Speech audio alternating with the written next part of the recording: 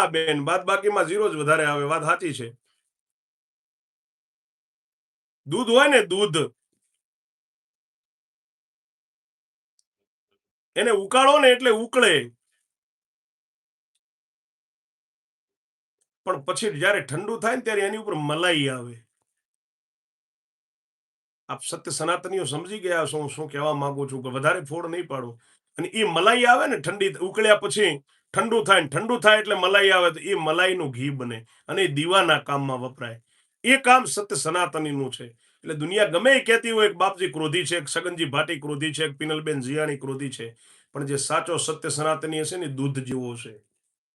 અને જે બિલકુલ કાંઈ નહીં બોલતો હોય ને ખમીન લેતો હશે ને અને ખમીન હાલ્યો જતો હશે, માય કાંગલો હશે. ધર્મ માટે કદી ખમવું નહીં. હું તો સદાને માટે બધાને કહું છું, કોઈ સત્ય સનાતનને આંગળી કરે તો ખમવું નહીં. કોઈ આપણી મા બેન ને ગાળી આપી દે તો ખમવી નહીં. ચોટાડી દેવી ધડામ દઈને. કઈ માય કાંગલા થવા થોડા જન્મ લીધો છે.